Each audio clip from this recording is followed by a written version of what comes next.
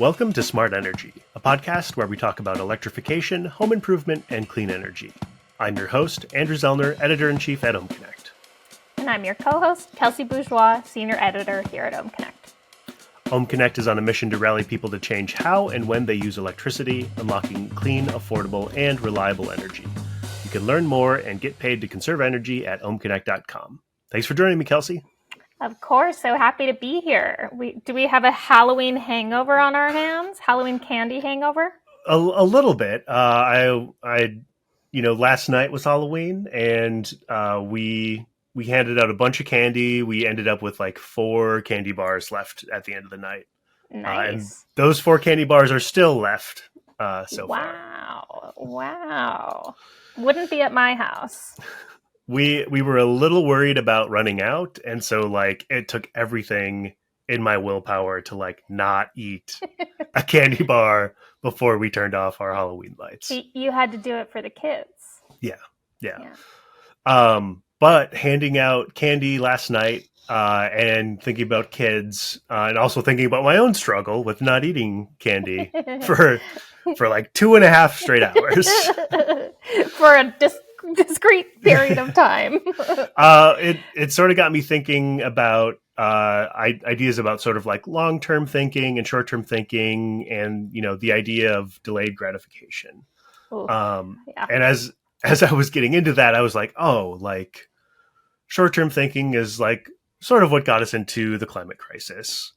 Long-term thinking is probably what is going to get us out of the climate crisis, and there's going to be entire populations of people that are going to be struggling with this idea of delayed gratification and the idea that your life is going to be probably not worse, but potentially more inconvenient in the short term in order to make life for everyone better in the long term.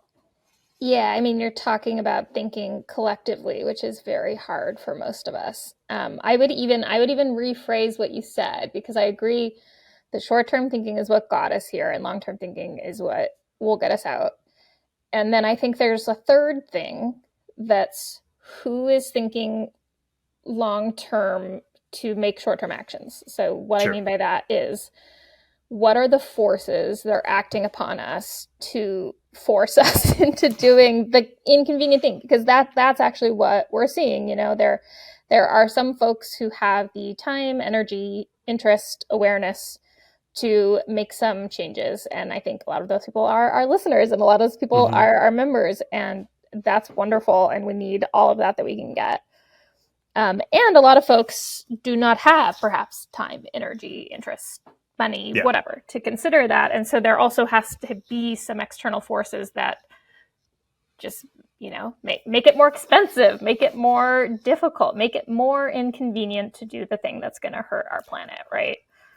I think that, thinking of, humans as creatures of habit and those external forces, we've seen even just in the last year with the Inflation Reduction Act, which I actually just read a news bite about, and it's like 60% of the United States population has not heard about the Inflation Reduction Act. Wow. And like another 20% like don't actually know that it's like a focus on energy. Which I think gets back to its terrible name. Yeah, that's not their fault. And sort of the polarizing political climate in the United States. Right. But the idea that the Inflation Reduction Act provided government-backed financial incentives for individuals, but also maybe in a bigger way for industry to embrace electrification and clean energy. And it's like every week, in my inbox, I see an announcement of like $50 million for this pilot energy project awarded by the federal government, and it's a huge amount of money. Yeah. And that like the idea that humans aren't going to change unless somebody incentivizes them to or forces them to. And Americans, I think in particular, have a prickly relationship with government of any kind and do not like to be told what to do and have restrictions placed on them. But like that is how we've implemented any sort of like big change in our society in America. I totally agree. And I think the other thing that I sort of got at earlier with the like collectivist versus very Hmm. individualistic thinking, I think we're a very individualistic country, and we're not used to thinking about how our actions impact our neighbors. I hope that that shifts. In some ways, I feel like the COVID-19 pandemic made us more interested in helping our neighbors, and in other Hmm. ways, it made us a little more individualistic. But like we're saying, there might have to be some of these external things to sort of force it, which is okay. Like, however, for me, however it happens is fine, and I do value people's right to self determination. That Hmm. like I do think that that's important. Something that came up when I first came on at Ohm Connect was the idea that a lot of the country has not thought about their access to energy as anything other than a given, Yeah. right? Hmm. Unless you live in California or Texas, where you've had an experience where you have had to have rolling blackouts, you've had to have a no energy during a crisis or whatever. I'm here in Illinois. Sometimes my power gets knocked out from a storm, but I've Hmm. never really had to think about whether or not I have access to electricity. And that's going to have to shift. That's going to be a really big shift for all of us in the coming decade, right? To start Yeah. thinking about there is a finite amount of this right now. Who gets what when, and that's complicated. It's going to be hard for people, I think. Well, and then it's like when you think about like what does change really look like? Mm-hmm. It is not like I am not, going to be living in the dark, just like wearing a bunch of clothes, not running a furnace. Like No, we're not talking about huge changes no. as the way forward, especially with the finite amount of electricity as we work to reduce the amount of like super polluting power plants that are fired by coal. Try not to build any new fossil gas fired power plants, and shift to renewable energy. The solar especially is like the cheapest way to build any sort of power. By a Um, lot, by yeah, so and it much. like just keeps getting cheaper and cheaper. Yes. But it's not generating power when it's dark, and so we need storage, and we also need people to think about changing their habits and shifting when they consume electricity. Yeah, but you're totally right. The point is not stop using electricity. The point is are you using electricity that you're not actually using? That's Right. actually the way I think about it. Like, Yeah. are you drawing power for something that you're not even engaging with? Because that's actually really silly when you Yeah. start to think about that. Yeah. Yeah. Um, the other part of sort of like delayed gratification I think about is like the improvements that are going to be made in people's homes of switching, to heat pumps or getting a new water heater installed or adding solar and a battery or a car charger. Um, those sorts of things tend to happen when you have something at your house fail or you're doing another big project. As a serial DIYer and remodeler, like I've gotten very comfortable with the idea of delayed gratification and like Mm-hmm. understanding like my kitchen is not going to be awesome. It's going to be functional. Like we're not going to be without a refrigerator and running water, but we're going to be inconvenienced while we're making it better. Right, Um, right.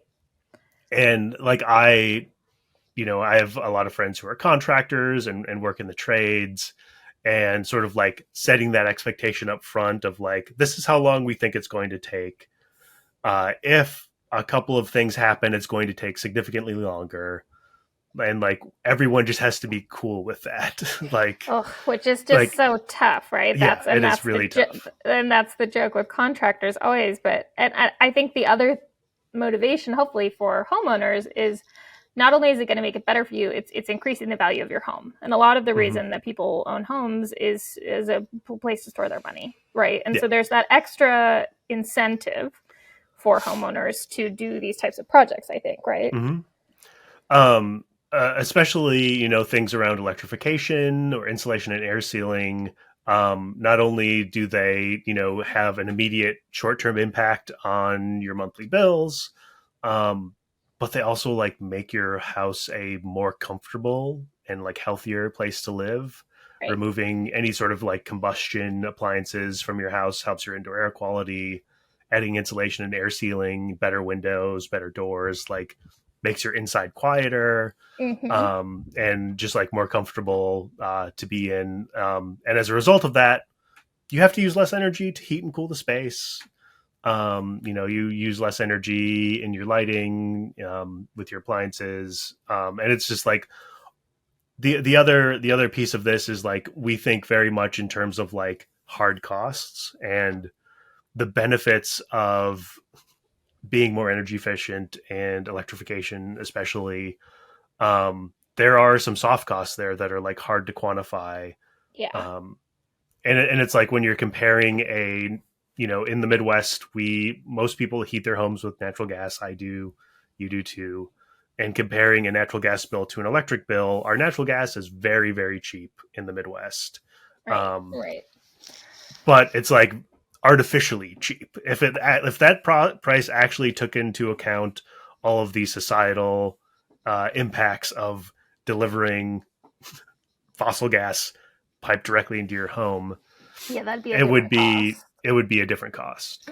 And that's not to say there aren't artificial, price decreases in the electric sector too, but there are ways to produce electricity in non harmful fashion that there Right. just truly aren't with fossil gas.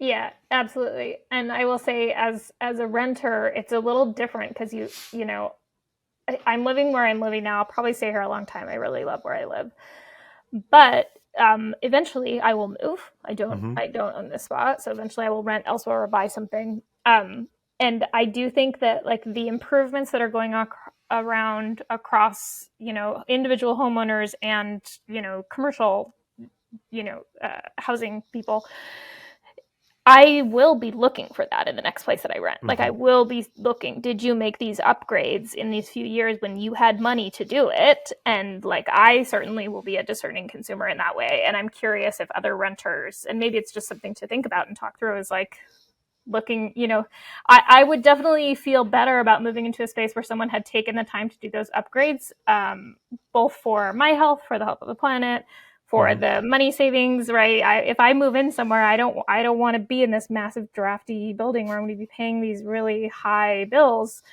So that's going to be part of the calculus for me, I think, as a renter. Well, and circling back to like having a third entity enforce standards on humans to make the world a better place. Increasingly, like most rental regulations are like on a city or statewide basis. Right. But again, the federal government is incentivizing folks who own properties to make those energy efficient upgrades, and Right. there are major tax benefits to developers who are building energy efficient housing, pricing it affordably for everyone to live there, and still making a significant amount of money. Yeah, they're fine. Um, They're yeah, making money. They're yeah, yeah. okay. But speaking of your neighborhood, Yes. I think that might be where you have met our guest. Yes, it is. Oh my goodness. So our guest today is Kelly Larson. She's the Chicago Metro Working Farms Fund Specialist, which is quite a mouthful of a title. But Kelly is my neighbor. She and her partner run one of the community gardens here on my block. We live in a food desert. So what that means is there's no walkable grocery stores. So Mm-hmm. their farm is the only place that local folks, and we live by a big tower in a retirement home. It's like a 12-story retirement home. It is the only place those folks can walk for fresh produce. So Kelly and her partner are just a huge beacon in my neighborhood, but they are both also professional farmers, farm helpers. So Mm-hmm. we're going to hear all about that. Kelly has some really interesting thoughts. Speaking of delayed gratification, she talked a lot about what's going on right now in the farming industry and who's farming and who we need to be farming, because Sure. the farmers are aging. That's a problem. The same way Mm-hmm. that we're seeing in the trades, where a lot of electricians, a lot of these, trades they're retiring, and we do not have enough young people taking their thing. So a lot of what Kelly does is help get these young beginner farmers into those positions, and I just think that couldn't be cooler. So yeah, let's hear what Kelly has to say. We had a great conversation. Hi, Kelly. Thank you so much for coming on the podcast. Thanks for having me. If you could just introduce yourself first, your name, your title, and then we'll go from there. Sure. My name is Kelly Larson, and I work for the Conservation Fund as a Chicago Metro Working Farms Fund Specialist. Amazing, amazing. And I know Kelly. Kelly and I are neighbors. She and her partner have a urban garden on our block, actually, here in on the west side of Chicago. So Kelly, I'd love to talk to you a little bit about your background and what kind of got you interested in this work. How did you get into urban farming? What does your work look like now? Yeah. I, around 20 years ago, actually started working at a garden center. I was in between jobs and was just like, oh, I had been doing graphic design and wanted to just do something that I felt more passionate about. So I started working at a garden center just because I knew I liked plants. Yeah. It was pretty basic. And I really fell in love with there was a fruit and vegetable department, and I was super lucky to get just kind of called for extra help on plant propagation because the garden center actually grew their own plant material. And so Cool. I was working in cemeteries here in Chicago, of all places, growing plant material for this really cool garden center on the north side. Um, and eventually I ended up running the vegetable and herb department and deciding to go to college. I went to college late, and I went to Northeastern here in Chicago, studied environmental studies, and realized that, hey, agriculture and the environment, is such a big impact. And so I really got into urban ag from that point. It kind of never looked back. Most recently worked for 15 years with Windy City Harvest, which is a pretty well-known workforce development, social enterprise, urban ag group here in Chicago. Now I'm working with the Conservation Fund, which really focuses on conservation and sustainable economic development with a new program called Working Farms Fund. Amazing, amazing. We'll get into those more recent details in a minute, but first I have another question about that cemetery. What do you mean you were growing growing Oh, things in a so cemetery? cool. That's really interesting. So believe it or not, in the urban environment, cemeteries still have open space, and the owner of the garden center was, just very entrepreneurial, and we would rent space and put up hoop houses and, have fields, and we would grow our tomatoes, eggplant, peppers. We ran our own Wow. product line of like heirloom vegetables and herbs. Yeah, I and mean, also roses and some other really interesting things like asparagus and rhubarb and whatnot. that's very interesting. I like that multi-use of land. I mean, that's part of what we're talking about today, right? So I'm glad that you mentioned that. Also, I want to highlight your environmental studies background. That's exactly why we're having you on here. Just to make that connection crystal clear, the reason I wanted to talk to you about sort of urban farming and agriculture is that connection between climate change and agriculture, and what a large carbon footprint growing our food has, right? So we're going to talk more about that a little bit later, but I would love to know more about the work you're doing now. Especially how you think about your work as relating to climate change that you're growing locally. Do you think about that with the saving the carbon footprint? What does that look like in your day to day? hmm Yeah, all the time. Uh, the area that we live, as you know, Chicago, we import like 98% of our food that we eat, and it travels at least 1,500 miles if it's like directly Wow. consumed. Um, and that's just one problem. A bigger problem, actually, and I think what really got me motivated to work with this program, because what we're doing is buying farmland and putting it into permanent agricultural um, conservation through easements, and thus also making it more affordable for young beginning farmers. And in our region, we've lost 60% of our farmland that was growing directly for human consumption just since 1997. And it's Wow. probably even more than that right now because that number is somewhat was published around like 5 years ago. So it's just we're rapidly losing our farmland, and we live in the Midwest and we have some of the most beautiful soils in the whole country. And so, and I had been working with a farm incubator program, and for many years would just see these incredible farmers, much like my partner, and farming and just really not having that next step of Right. being able to not only sustainably have land access, but the concept of owning a farm has just never really been realistic for most people in our region, unless you have those resources already. Right, right. So what you're doing now, it sounds like, is making that possible, like you said, for beginner farmers, for younger farmers, through some sort of conservation. How exactly does that work? How does the program work? Yeah, it's we call it a buy, support, protect, sell model. So we purchase the farm at market rate. We're looking for farms that are in the 8 counties, including Cook, where we're at in the city of Chicago. There's actually a lot of farmland in Cook County in the Southland. Um, That makes sense. Yeah. yeah. And so we're purchasing the farm at market rate. We only purchase a farm if there's a farmer that we've already identified who's in our pipeline, Okay. who has a couple of years of experience managing a farm, as well as having documented financials so that we can see they have the capacity to pay rent and a mortgage, because we then lease it to them and set aside part of the lease for a down payment, and it can be 3 to 5 years later. Um, and then we also support them with accessing USDA conservation practices. So the USDA, believe it or not, will pay farmers to do conservation practices. So we support them with like kind of connecting to those, scaling up their business. We have a farm business consultant who works with them on like marketing strategies and whatnot. And then in the meantime, we're working with the USDA as well as local partners to put a conservation easement. So that just reduces the land from a development price to an agricultural value, which can be 40 to 50% less than Wow. that market rate price, which brings these properties down to, in certain areas, not everywhere, but in certain areas, it can really bring the price down to an affordable rate that at scale, a small farm business could make that a go. And then also it's permanently protected. So it has, even if they sell it down the road, it has to stay in agriculture, which is important also long term.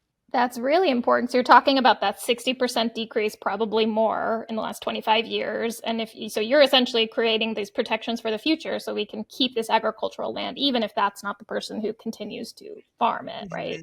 Right, right. So tell me more about what counts as conservation for the USDA. Like, what does that mean exactly? Is that food growth? Is that native plants? What is that? Yeah, there's a department in the USDA that focuses on conservation, and the farmers that I work with, I think I'll speak to it from that side. So, for example, a lot of us use micro irrigation, so like drip irrigation instead of overhead Right. watering, and that is a practice that's considered by the USDA to be something that they can reimburse you for your inputs to set it up.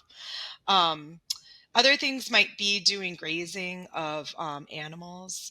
As we know, that's better for the environment to let them, graze naturally through areas. And so they can support with like coming up with fencing plans, pollinator strips. So having intentional areas that there's pollinating plants, having trees planted to like be windbreaks, but also be used for like timber or agroforestry, like fruit crops can be reimbursed.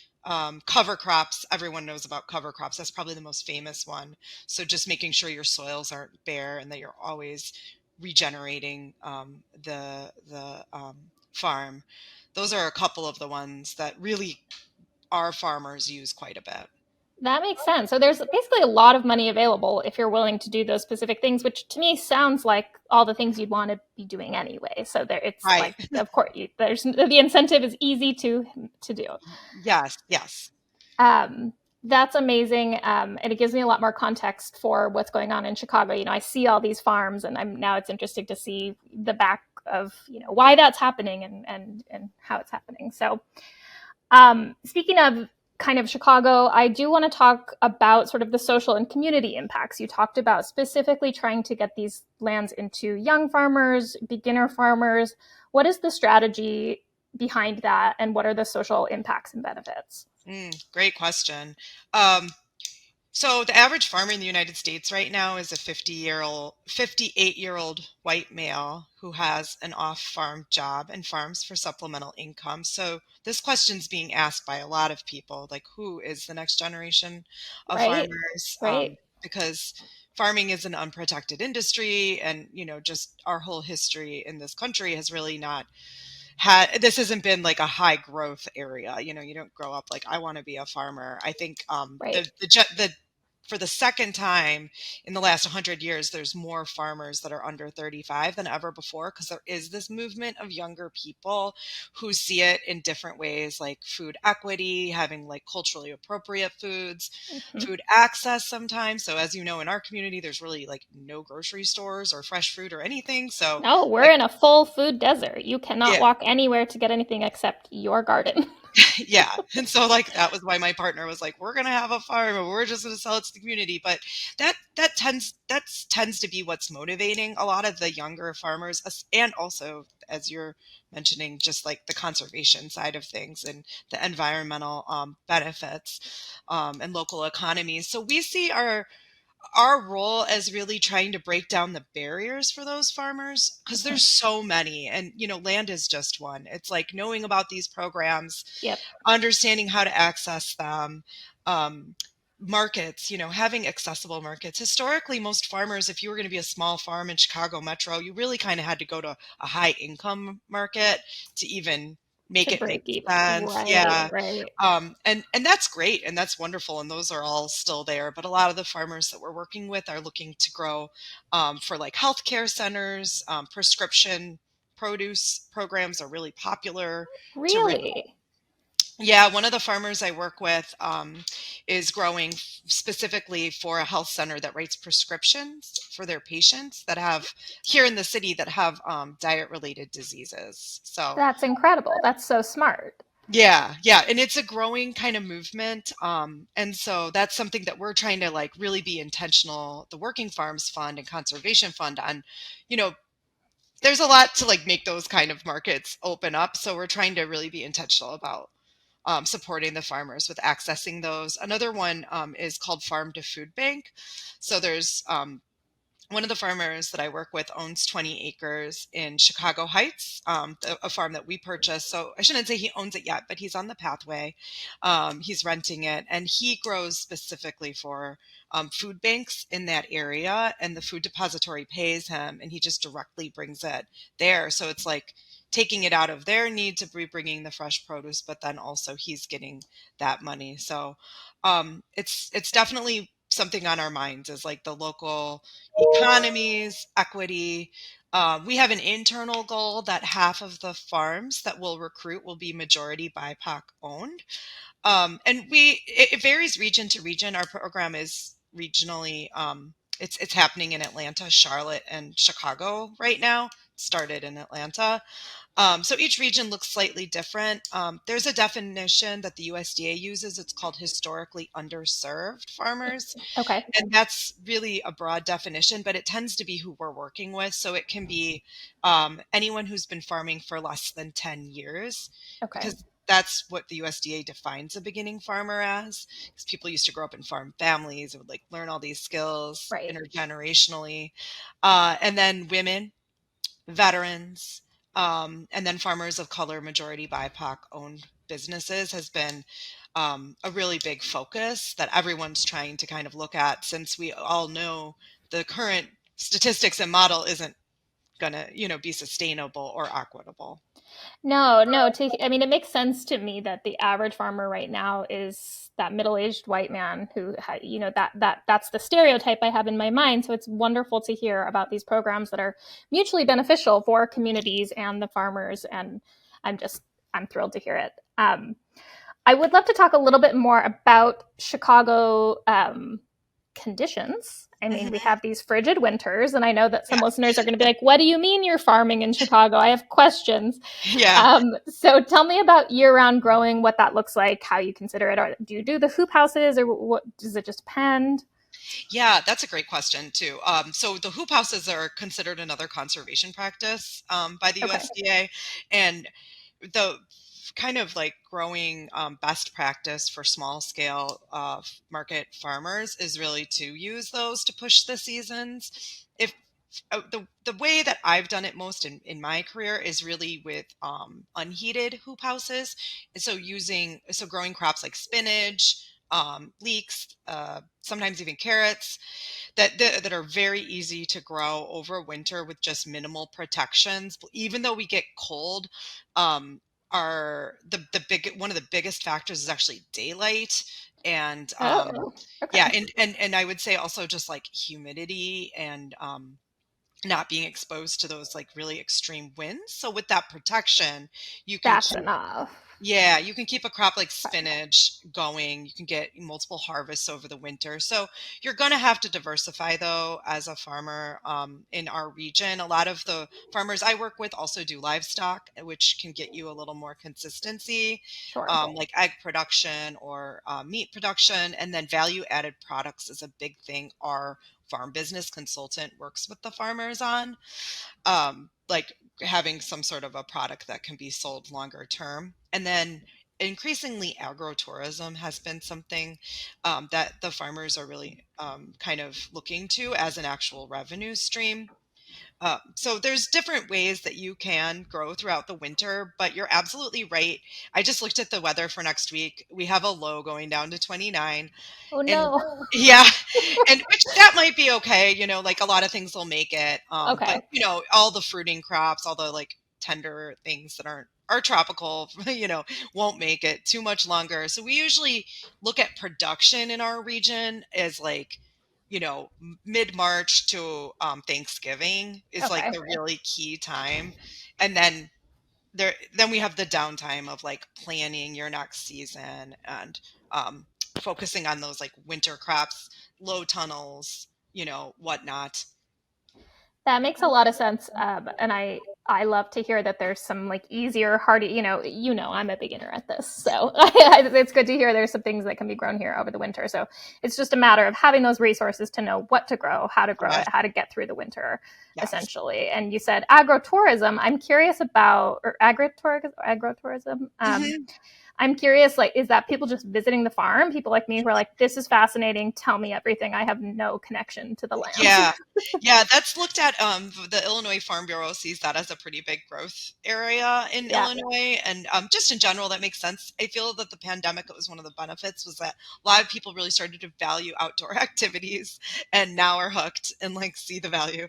And so yeah, the farmers that I'm working with are definitely having plans of like, it could be a pumpkin patch or like some sort of fall activity or ongoing. Like one of the farmers I work with, she does like medicinal products and educational cool. workshops.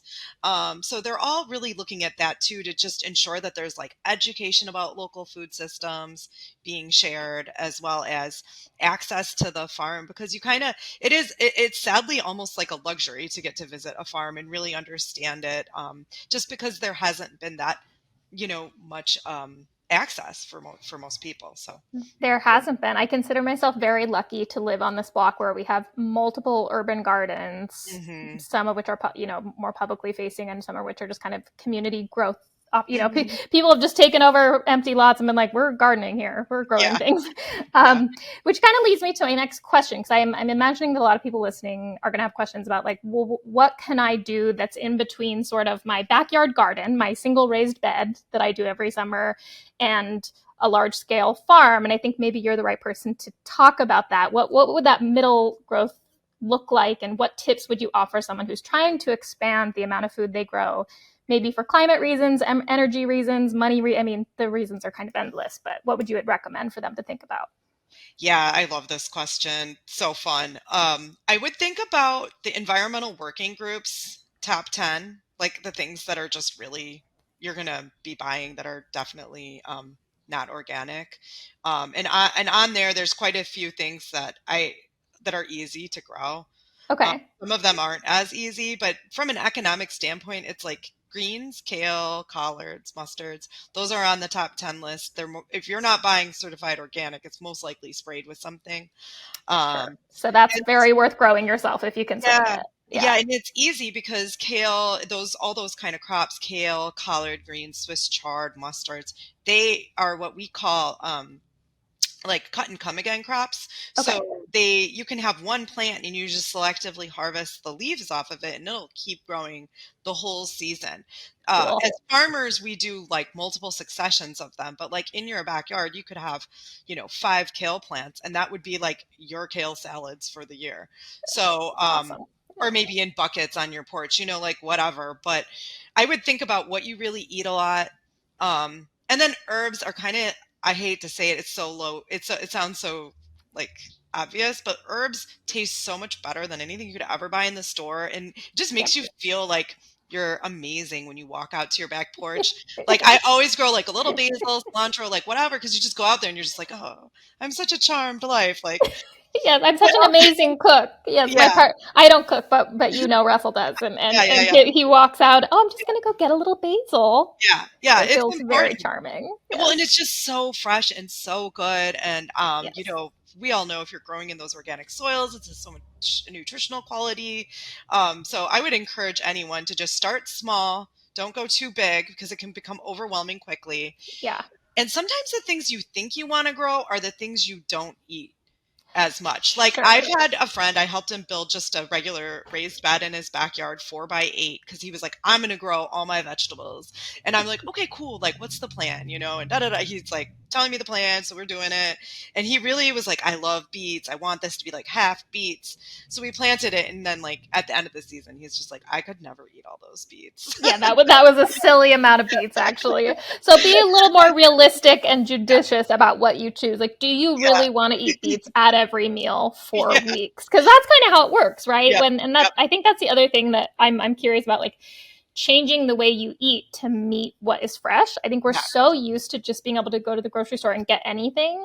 But as yes. you said, that's usually traveling, what did you say, 1,500 miles at Hmm. least? At At least, yeah. least, right? And so just like the carbon footprint of that, and also you don't know how it was grown.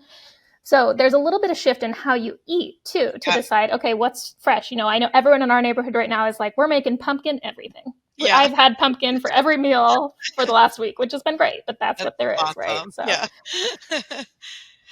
Yeah, that's so true. Eating in season is like a lifelong journey. Even mhm. when you're a farmer, it's a lifelong Is journey. it? Well, that's I that's think so. probably comforting for other people to hear Yeah, that even a farmer like you doesn't yeah. do it perfectly. No, half the time I'm like, I just want a taco right now, and then I Yes. have to like talk myself into it.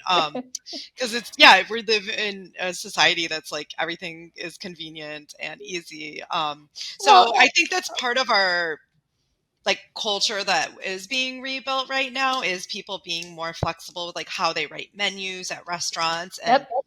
kind of keeping things open so that you could interchange things out. Like it doesn't have to be this specific. It could be like, just to go back to the example, it could just be greens and then you don't know which one it is, but it's whatever's Some in kind of green. season.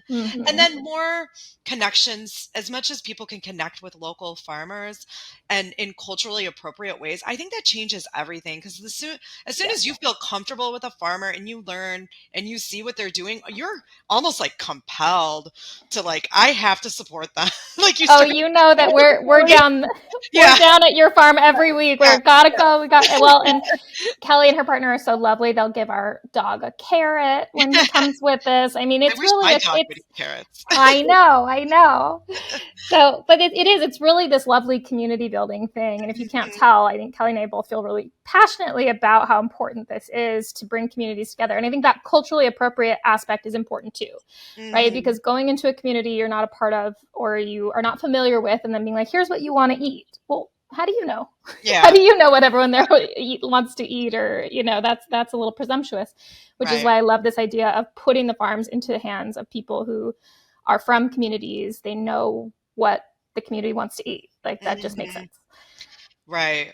And so Uh, many historical like diets really are very healthy and yep. include a lot of fresh. It's just a recent blip on the radar that we've gotten so addicted to like fast processed foods and not Yes. been so disconnected. So that's something that I see the Working Farms Fund really. I just got to go to Atlanta last week or 2 weeks ago now, and got to in that that's where our program started in 2021. And there's 10 farmers there, and they had a fellowship event. And like, it was just so cool to see how they really are working with their each of their community areas. But we're trying to kind of keep the farmers in clusters so they can support each other, but also like facilitate activities so they're exposing people to. We ate a whole Assyrian meal that was like all from products from the farms, and it was just really beautiful. Cool. It's very cool. And I think the other thing I will say is that there's something that we think about a lot here at Ohm Connect, which is, small steps rather than like a massive overhaul in everything you do overnight, because you suddenly realize, oh no, I'm contributing to climate change and I have to change everything in my life. But what I'm hearing from you, and again, what we do here is small changes. There's actually small things you can do. It's okay to have a taco, but also maybe focus on having the greens that are in season and that were grown locally, and doing even just a little bit of that is supporting efforts like what your organization is doing. Absolutely. So I'd love to go a little bit broader with you, and you can get into this as much or as little as you feel comfortable. But I'd love to hear kind of your thoughts about U.S. agriculture in general. You've mentioned a few, but again, with the lens of climate change, the cost of farming animals, farming food, what you think is going well, what you'd like to see happen. What does that look like for you on a national scale?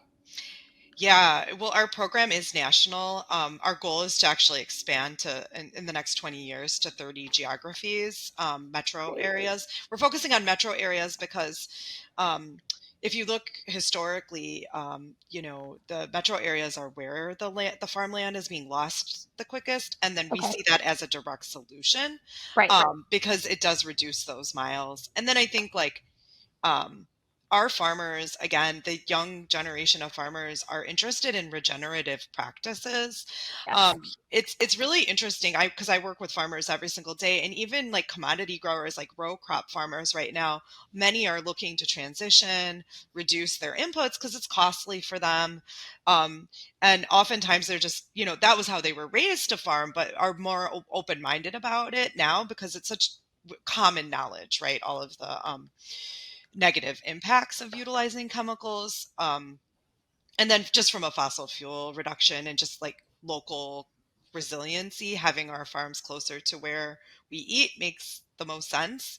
So what we're seeing is a lot of grass-fed animal practices with Great. rotational grazing. So it supports like healthy um, ecosystems as well as healthy animals because it's all interconnected then to us when we are eating these things like the microbes in the soil and the animals. It's like very, very important. And then our farmers are, I mean, it's funny. In Atlanta, the farmers right away, when we were like, what do you need? And they're really interested in how they can collectively start getting solar onto their farms because they're like, Oh, wow. hey, here we are. We're doing all these improvements for the soil, but some of their biggest costs are still like running their electricity. Energy. Yep. Yeah.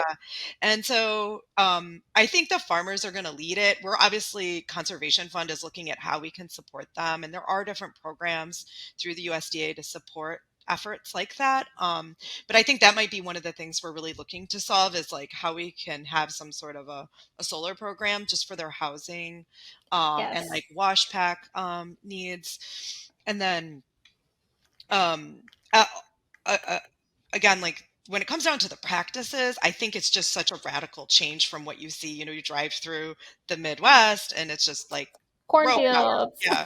Row crops, row crops, row crops. And those are wonderful. And we're always going to have those and we want those. Yes. But what we're trying to kind of do is meet the system where it's at. There's a Yep. lot of organizations working to support commodity farmers also with integrating like agroforestry kind of tactics. There's a group, Savannah Institute here in Illinois and Wisconsin that's doing that. So there's just a lot of movement. And once you start kind of paying attention, it's almost like you start to see there's so much potential. It does require investment, Right. especially on the front end. But we believe that long term, these practices are going to make more economic sense for the farmers.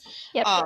And hopefully, bring us to how this country was where people could grow up in farm families and have intergenerational wealth and not have to have off-farm jobs, because that started with, consolidation of agriculture. Right. So we buy farms from families that are, fifth generation, where, there were times where they were able to, they tell you the story, like my great grandpa did do this and focus full time. Yeah. So it's really kind of actually quite recent that we shifted. So I love this.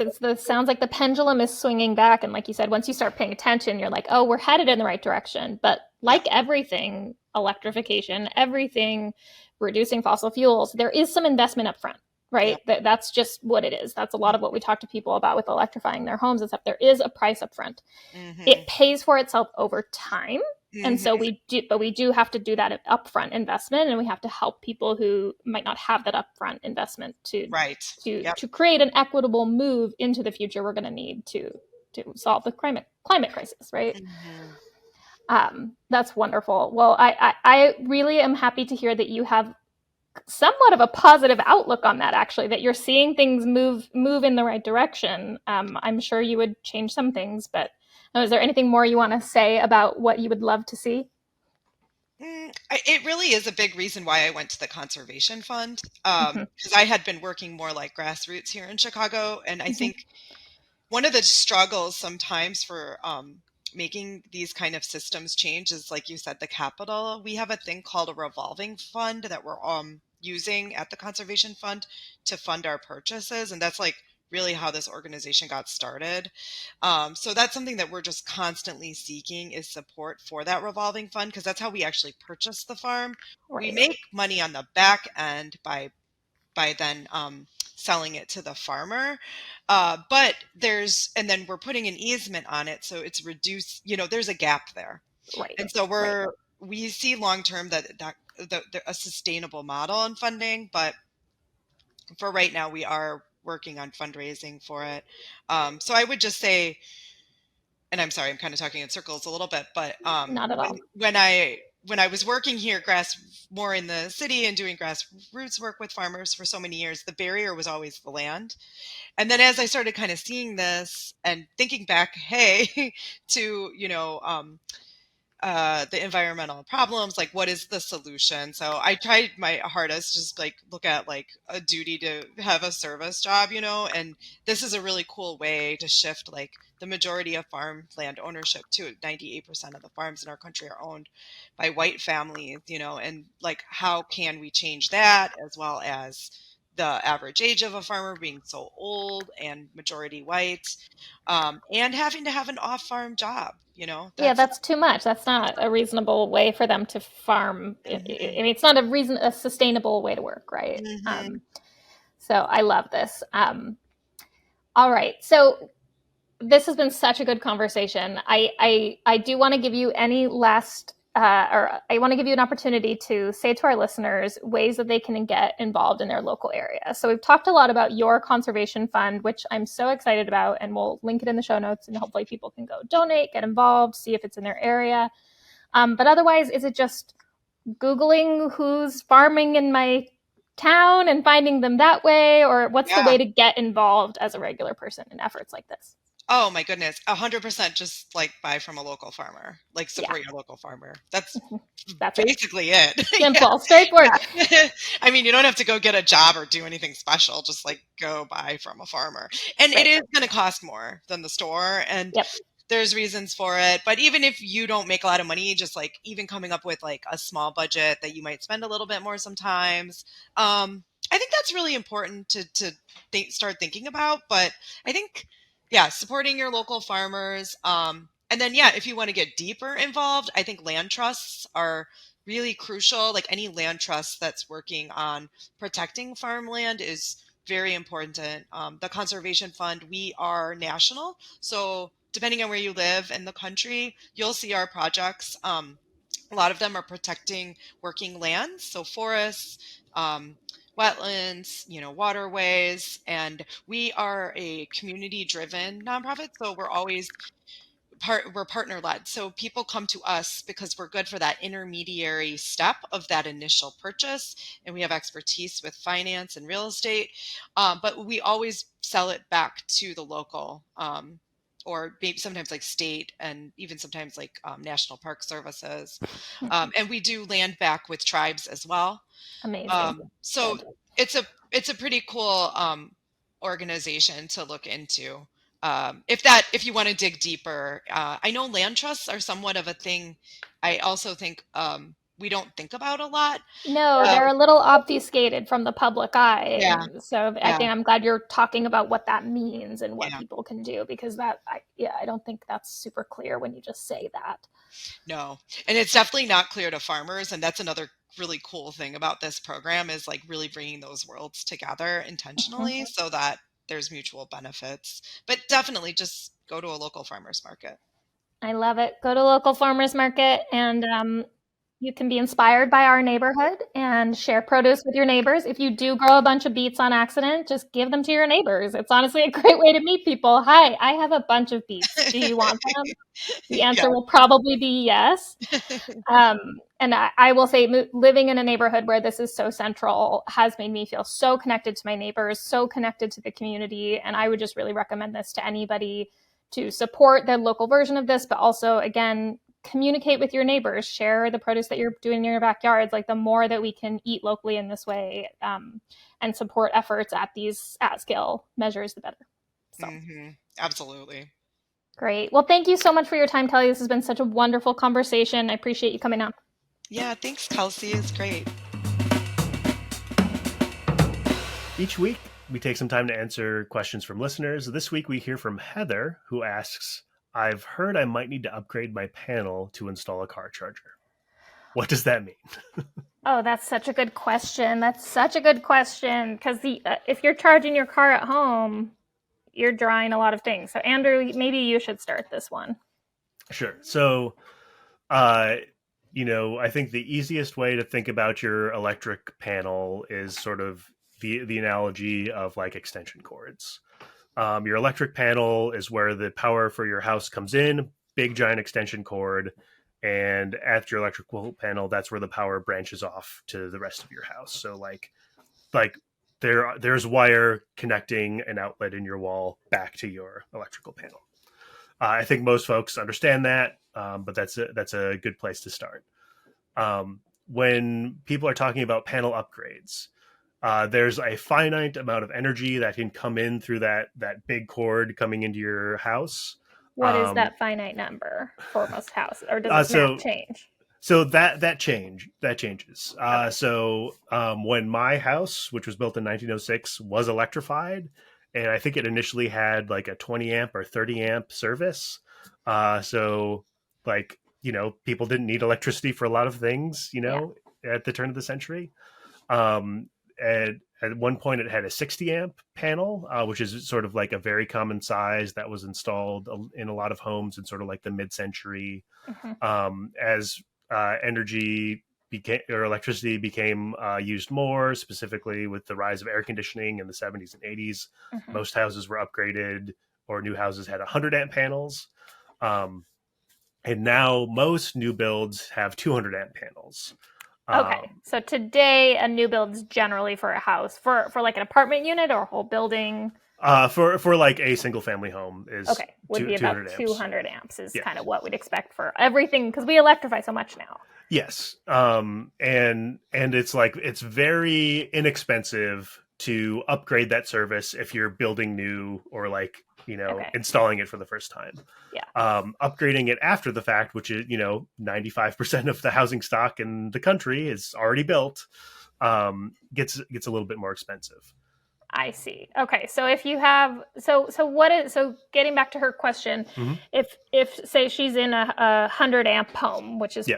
probably most common, but she wants to be able to charge her car, does she need more amperage? Potentially she needs more Okay. amperage. So that 100 amp panel typically has 150, sometimes up to 200 amps worth of circuitry in it. And so it's sized with the understanding that you're not going to turn on everything you own in your house all at the same time. If you do, everything gets turned off, as you know. Yeah. If you do everything, your circuit breaker will flip and it will go out. But, thinking about, especially today, most lighting circuits can support 100 LED light bulbs now. Like with Right. incandescent light bulbs, it was like 6 light bulbs. Like Yeah. appliances are more efficient. Mm-hmm. Most circuits do not draw their maximum amount of amperage, even in heavy use. Okay. But a car charger does need a significant amount of amperage to be able to charge a car at a speed that will like charge you overnight. Talking about that level 2 charging. Okay. Most car chargers are like 30 to 50 amps. They also require 220 volt power, so they take up kind of two slots in your panel. Right. And so some panels like have capacity, but they've run out of slots. Mm-hmm. Some panels don't have capacity, but they have slots. Um, so upgrading your panel is really an electrician will talk to your utility provider. Your utility provider will either tell them we can run 200 amps relatively easily, or we need to upgrade the line. That is sort of like a utility scale project that utility companies do every day, but it potentially there might be a delay there, or it could cost some extra money, especially in the Midwest. Utilities, if they're going, if they're able to, they will also bury the power line to your Right. house. Right. Everyone in my neighborhood's like comes off of a power pole and it's like above ground, but Same. like Yeah. tree branches are great. falling on it. Like it's like not as protected as it would be if we're buried in the ground. So Right. potentially your utility will run a new service line to your house. Your electrician will then install a new panel, which means it has to take all of the existing circuits in your house, install that in that panel, and then have room to run new circuits for your car charger, or other things that you might be doing in your electrification journey. Yeah, so it sounds like the short answer is probably, but you would need Yes. to speak to an electrician about your specific situation, your utility line, your panel, what you need. But I think the other thing I'm hearing in your answer is, we're going to see electrification of more and more appliances. Mm-hmm. So this is a project that benefits more than just getting a car charger. Like, oh, great, Yes. you want to get an EV, but it seems like there's some real value to improving your panel for, you say you want to get a heat pump or whatever, Mm-hmm. an induction stove or the different electrification projects you're taking on. This is a worthwhile thing to do. Absolutely. The sort of the panel upgrade is the first step to whole home electrification. And is there money in the IRA for it? I was just going to say that. Is that yes. what you're going to beat me to that? Yeah. Yes. There's a panel upgrade. You're using a lot of copper, which is like a very expensive building material in your wiring. And then, it needs to be done by a certified electrician. Electricity, there's some danger there. You want to have it inspected. Don't do it yourself. Yeah, don't do it yourself. Try that one yourself. And so like it's an expensive endeavor. It's Sure. probably $5,000 to $10,000 to upgrade your panel. But the Inflation Reduction Act provides incentives for most folks in the United States. I'm not sure of the exact amounts of money, but it's thousands of dollars towards it. And if you fall below some certain income levels, there's even more help. Because utilities know this electrification thing is coming, they potentially will help subsidize that upgrade. Okay. There are often state rebates as well as local rebates too. I love this about the IRA, that a lot of the incentives are based on income because, so often it's the folks who make a lot of money who can afford to do these sort of things, and giving, spreading that access around is so helpful. So yeah. Heather, unless you make 7 or 8 figures, you probably are going to be able to get a little help for this project. Yeah. And then just also be aware, like, this is something that doesn't take weeks to do. You probably will not be without power for more than a few hours right. in the course of upgrading your panel. But that is something to sort of plan for. If you're going to be inconvenienced a little bit, it'll definitely be worth it in the long term. Absolutely. And I'm sure that also would improve the value of your home also. to have that. Yeah.